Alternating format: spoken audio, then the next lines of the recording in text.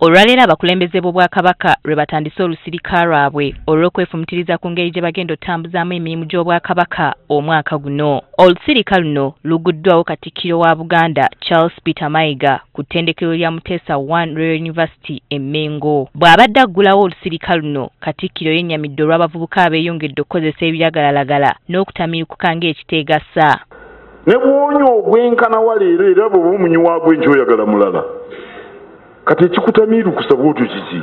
Kati wano wasabidde abazadde okukuza abaana obulungi baleme kubakaabya nga bakuze. Abavubuka tubateekateeka bulungi bakule ensi ebeere malidaadi ng'emmere y'omuceere etasiiga masanga. Era ayagala abavubuka ab'omulembe omutebi okuba abakozi okuyimirizaawo Uganda ey'enkya. Enkola ey'omulembe omujja erimu ennyingo nnya: obuyiiya, obunyiikivu, obwerufu n'okukola n'okwagala. Ono akkiriza nti abavubuka balina talanta ez'enjawulo naye olw'effujjo n'eddalu tebibaganya kubikozesa kweyimirizaawo. Bw'atyo asabye abakulembeze kwongera okusoosowaza abavubuka mu nsonga za Buganda.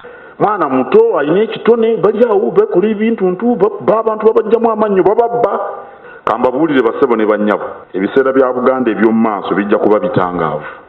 Ono era akubiriza abavubuka okutumbula ebyobulamu naddala okwekebeza akawuka akaleeta mukenenya ng'Omutanda bwe yalagira. Omuvubuka atali mulamu era tasobola kubaako kye yeekolera, era tasobola kuba n'amaka galimu mirembe na kwezimba. Olusirika luno lwakumala ennaku 2 nga luyinda era lwakutambulira ku mulamu ogugamba nti okusoosowaza abavubuka mu nteekateeka n'okussa mu nkola pulogulaamu z'Obwakabaka. Winnie Tessa Nakayinja, Agafeeyo ku Spark TV.